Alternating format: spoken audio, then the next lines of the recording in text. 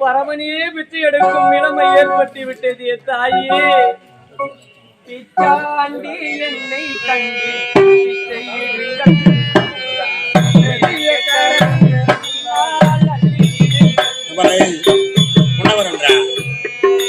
பிச்சாண்டி தன்னை கண்டு பிச்சையிடுங்க பிச்சையிடுங்க, பெரிய கரங்களினால் அள்ளித்தாருங்க.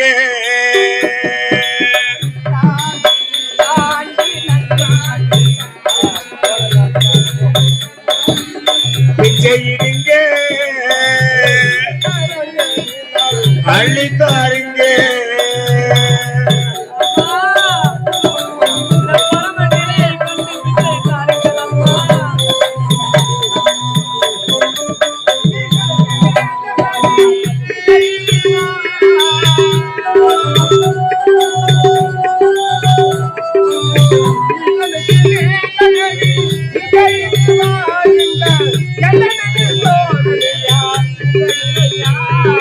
பிச்சாண்டி தன்னை கண்டு பிச்சையிடுங்க பிச்சையிடுங்க, பெரிய கரங்களினால் அள்ளித்தாருங்க.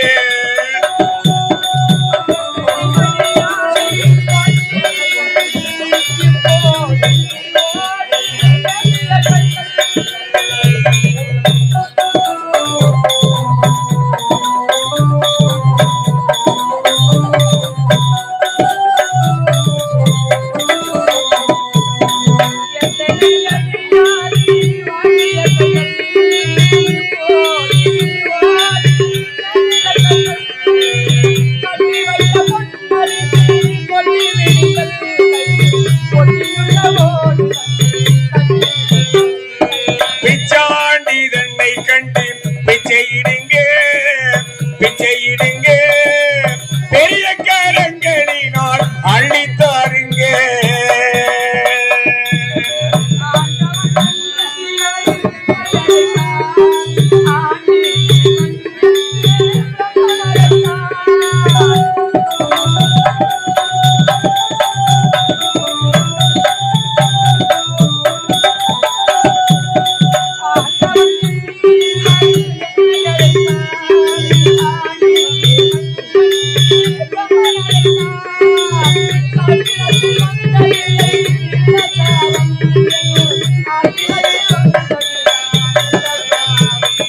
பிச்சாண்டி தன்னை கண்டு பிச்சையிடுங்க பிச்சையிடுங்க, பெரிய கரங்களினால் அள்ளித்தாருங்க.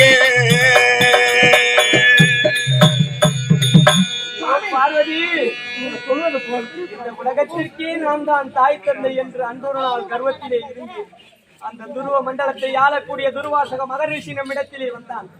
அவனையும் மதியாமல் ஆணவம் கொண்டு சதியும் பதியுமாக இருந்தோமே, அப்பொழுது சாபத்தை கொடுத்து சென்றார். அவனிடம் சாபம் இந்த பரமனுக்கு எப்படி பலிக்கும் என்று நான் கர்வத்துடன் இருந்தேன். ஆனால் அவன் கொடுத்த சாபம் 3.25 நாழிகைக்குள் பலித்து இன்றுடன் 27 நாட்கள் ஆகின்றது. கண்ணி, இந்த 27 நாட்கள் முடிந்தும் என் ஏழை மக்கள் கொடுத்த அன்னம் என்னுடைய பசியை ஆற்றும் என்றுதான் என்னுடைய பிராணனை வைத்துக் கொண்டு நான் சுவாமி, நீங்க சொல்றது போல் பாமர மக்கள் பிச்சை எடுத்து வந்திருக்கிறேன். இப்போது பசி ஆற்றுகிறோம் சுவாமி. ஏழை மக்கள் கொடுத்ததை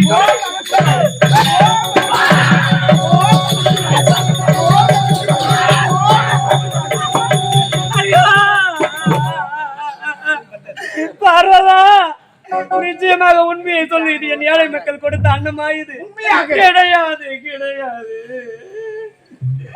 என் ஏழை மக்கள் கொடுத்த அன்னம் கூட இந்த பரமனுக்கு பசியை ஆற்றவில்லை என்றால் நான் பாயினும் பாயி கொடும் பாயி ஆகிவிட்டேன் அம்மா. என் ஏழை மக்கள் கொடுத்த அன்னம் என்னுடைய பசியை ஆற்றவில்லை என்றால் இனிமேலும் இந்த உலகத்திலே என்னை யாரும் காப்பாற்ற முடியாது.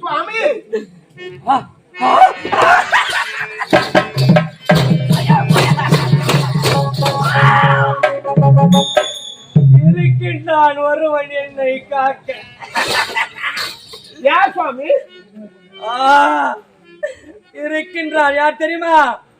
வைகுந்தா, போக வேண்டாம். பார்க்க வேண்டும். வைகுந்தம் போக வேண்டும், வாசுதேவனை பார்க்க வேண்டும்.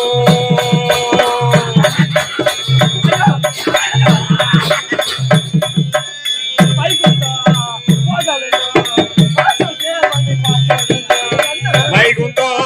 போக வேண்டும், வாசுதேவனை பார்க்க வேண்டும். வைகுந்தம் போக வேண்டும், வாசுதேவனை பார்க்க வேண்டும்.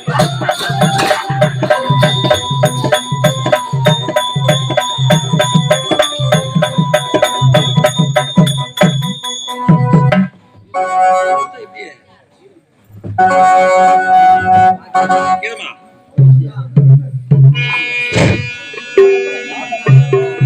போடுமா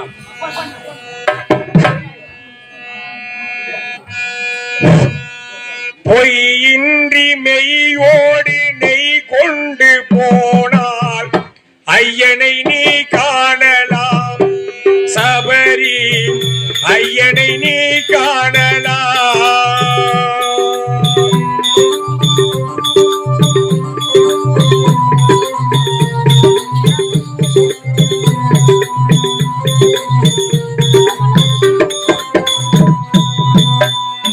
பொய்யின்றி மெய்யோடு நெய் கொண்டு போனால் ஐயனை நீ காணலாம்.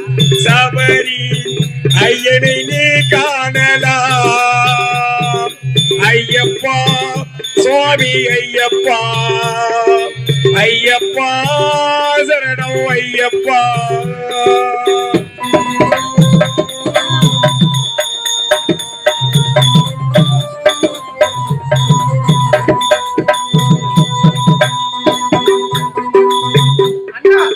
கண்ணா கண்ணா தாமோதரா வைகுண்டா சீனிவாசா தயாளா மாயவா மன்னிதரும் அண்ணா அண்ணா அண்ணா அண்ணா இங்க தங்களோட குரல் கேட்கவில்லையா? பழவிதான் நான் அழைக்கின்றேனே, உற்சாவிக்கு கேட்கவில்லையே அண்ணா அண்ணா.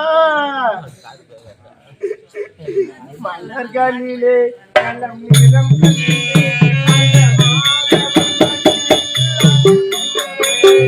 மலர்களிலே பல நிறம் கண்டேன், திருமாலவன் வடிவம் அதில் கண்டேன்.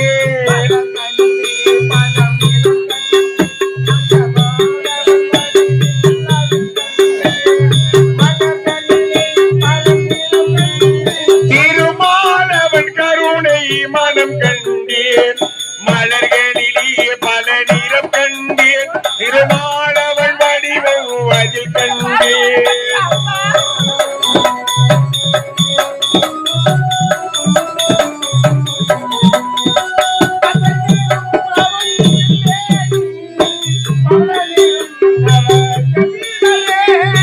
பச்சை நிறமும் அவன் திருமேனி, பவள நிறமும் அவன் செம்பினே.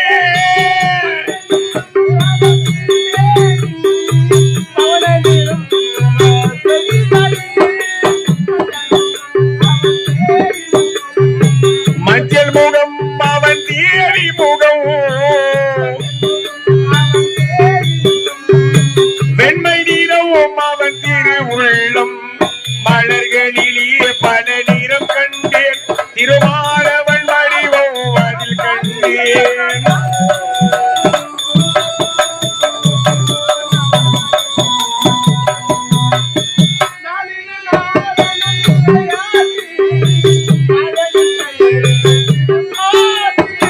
நாரினதாரணன் விளையாட்டி, நாயகன் பெயரில் திருப்பாட்டி.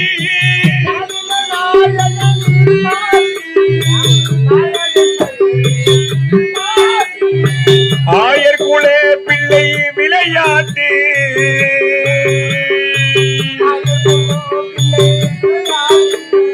அடியவர்க்கென்றும் மறுக்கூட்டு.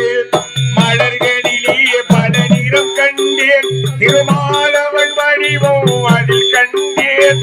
மலர்களிலே பல மனம் கண்டேன், திருமாலவன் கருணை மனம் கண்டேன்.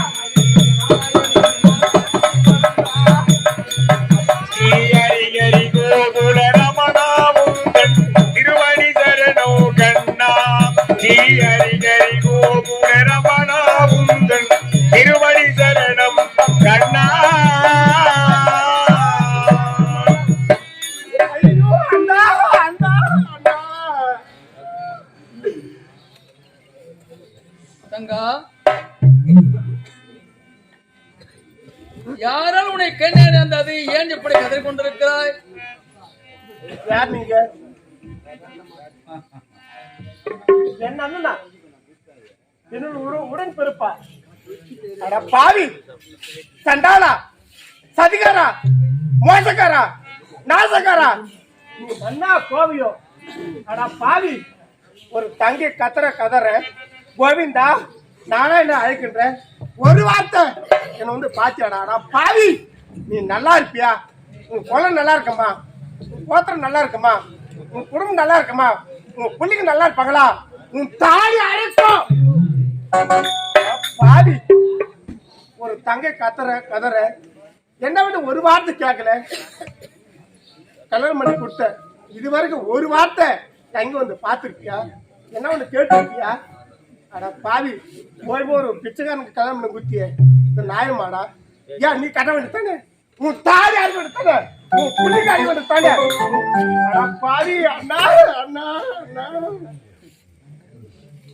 என்ன செய்வது? ஒரு தங்கைக்கு ஒரு துயரம் என்று வந்து விட்டால் அதை தீர்ப்பது ஒரு அண்ணனுடைய கடமை என எப்படி எல்லாம் பேசுகிறாய்? ஆமா, அண்ணன் அச்சமான அண்ணன் என்னைக்கும் பொட்டாடி கூட இருப்ப. என்ன பார் கடையில் அன்னைக்கு தான் இருப்பேன். ஒரு வார்த்தை நான் கோவிதான்னு கூப்பிடுறேன், ஒரு வார்த்தை என்ன வந்து பாத்தியா? மூணாம் சனியம் பரக்கூடாது.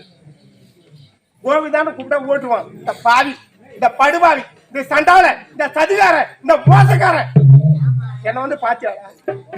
கஷ்டம் முக்கியமா, உன் தங்கச்சி முக்கியமா? என்னடா கொடுத்த எனக்கு? நியாயமா? இந்த தர்மமா?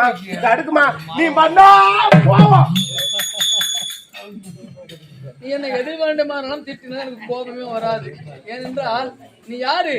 என் உடன் பிறந்த தங்கை. ஆமா, எதற்காக இப்படி கதை கொண்டிருக்கிறாய்? ஆமா, ஒண்ணுமே தெரியாது இவருக்கு. ஏன்னா திருப்பதி மலை 7 மலை உட்காந்துங்கிறாரு. இவருக்கு ஒண்ணுமே தெரியாது. படிப்படியா பணம் அளக்குறாங்க, இவருக்கு ஒண்ணுமே தெரியாது. நான் சொன்னா இவருக்கு தெரியும். அதை விட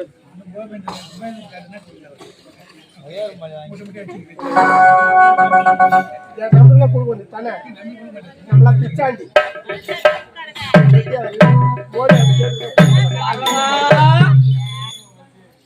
பார்வதா, பார்வதா, ஏன் பார்வதா? என்ன பார்வதா, எப்பொழுதும் கட்டி அணைத்துக் கொள்வாயே, இப்பொழுது விலகி விலகி செல்கின்ற பார்வதா?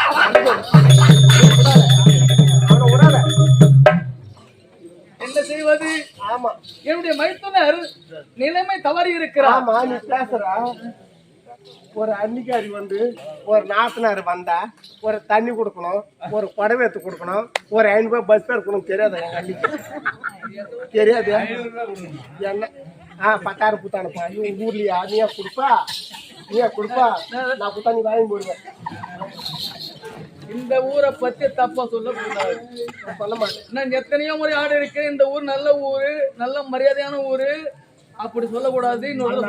அது மட்டும் இல்ல, இது மாதிரி ஊரு அந்த 6 ஊர் பஞ்சாயத்துல வேணாம். பஞ்சாயத்து இது மாதிரி ஊர் எங்குமே கிடையாது. கிட்டத்தட்ட 15 வருஷத்துக்கு கிடையாது. ஹரிச்சந்திரன் 3 ஆடு. ஆனா பயந்துக்கு நான் ஆடுறேன், போயிட்டு என்ன சொல்லுவோம் தெரியல. சரி, உன்னுடைய கணவருடைய நிலைமை தடுமாறி இருக்கிறது, அதனால்தான் பேசுகிறாய். என்ன கையில? கபாலம், பிரம்ம கபாலம். பிரம்ம கபாலம் உடைய கணவர்களை பற்றி கொண்டது உண்மையாக. அதனால் அவருக்கு பித்தவை பிடித்து விட்டது. ஆமா, இதற்கெல்லாம் காரணம் யார் தெரியுமா? யார்? நீதான். நானா? இந்த உலகத்திலே மகா கர்வம் பிடித்தவள் யார் என்றால் அது நீயாகத்தான் இருக்கக்கூடும். தன்னுடைய கணவர் பாமர மக்களுக்கு படையலுக்கு சென்று விட்டார். பிரம்மன் உங்களை காணவில்லைக்காக கைலாயம் வந்தான். கைலாயம் வந்த இடத்திலே உன்னுடைய கணவர் இல்லை என்ற காரணத்தினால் அவர் அமர்ந்த சிம்மாசனத்திலே அவன் அமர்ந்து உறங்கி விட்டான். நீ ஓடி வந்தாய். அவனுக்கும் 5 முகம், உன்னுடைய கணவருக்கும் 5 முகம்.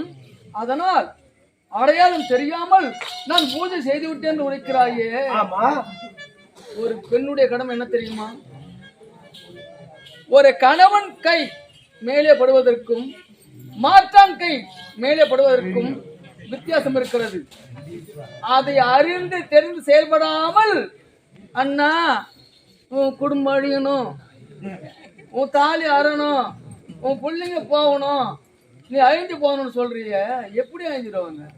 ஆனா ஒரு தாலி அறணும், நான் இல்லை என்றால் இந்த உலகத்தில் எதுவுமே செய்ய முடியாது. உண்மைதான். ஏன் தெரியுமா? உண்மைதான். நான் யார் தெரியுமா? ஆபத்தாண்டவன் அனாத ரட்சகன். அதை விடுத்து விட்டு பிரம்ம வந்த உடனே போன செஞ்சுட்ட மடிமலை படுத்து உறங்கிட்ட. உனக்கு கொஞ்சம் கூட ஞானம் இருக்காது. கேட்டா இந்த அகில உலகத்தையே படைத்தவள், என்னை விட தெய்வம் இந்த உலகத்தில் யாருமே கிடையாது என்றால் பெருமையாக பேசி கொள்கிறாய். இது இந்த உலகிலே உள்ள பெண்களுக்கு ஒரு பாடமாக இருக்கிறது.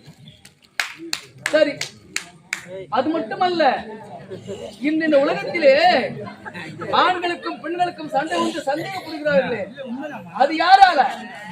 உன்னால. நான் என்ன தவறு செய்தேன்? பேச வேண்டுமானால் நிறைய இருக்கிறது. சரி, இந்த பிரம்ம கபாலம் எப்படி வந்தது தெரியுமா? எப்படி? அத்திரி முனிவருக்கும் மனுஷோதிக்கும் பிறந்த தூர்வாச மகரிஷி உங்களை நாடி வந்தா. நாடி வருகின்ற நேரத்திலே அவர் அழைக்க நீங்கள் மதியாமல் இருந்தீர்கள், செல்லாப்பள்ளியில் ஈடுபட்டுக் கொண்டிருந்தீர்கள். அதனால் அவருக்கு கோபம் பிறந்தது. நான் வந்திருந்தும் மதியாமல் காமத்தினால் காம பித்துப்படுத்திருக்கின்றீர்கள். அதனால் என்றைக்காவது உனக்கு பித்து பிடிக்க கடவுள் என்று சாபத்தை கொடுத்து விட்டு சென்றார். அதை நீங்கள் காதலையும் கேட்கல, எதுவுமே கேட்கல, அப்படியே கம்முன்னு இருந்துட்டீங்க. அதோடு மட்டுமல்ல, கலைவாணி பிரம்மன் அவர்களும் இந்த வேலையை செய்து கொண்டிருந்தாங்க. அங்கு சென்றார். அவனுக்கு 5 முகம் 4 முகம் பாமர மக்களுக்கு தெரியும், ஒரு முகம் மட்டும் மறைமுகமாக இருக்கும். அப்படி மறைமுகமாக இருக்கப்பட்ட அந்த ஒரு சிரம் அந்த தூர்வாச மகரிஷியை பார்த்து சிரித்தது. தூர்வாச மகரிஷிக்கு கோபம் வந்து விட்டது. சாபத்தை கொடுத்தார்.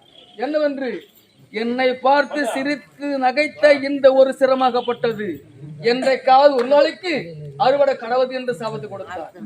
இப்பொழுது புரிகிறதா இந்த பிரம்மகபாலம் எப்படி உங்களுடைய கணவருடைய கையிலே பற்றி கொண்டது என்று? உண்மையாக.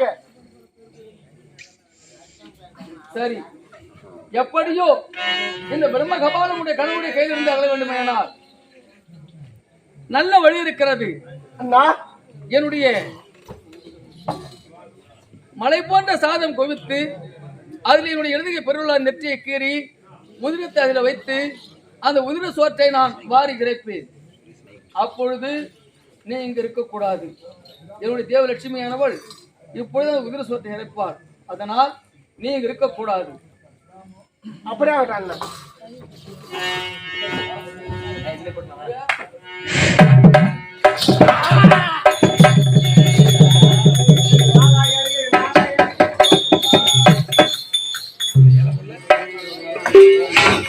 உன்னை நான் மறந்தாலும் என்னை நீ மறவாமல் நின்னருள் புரிவா.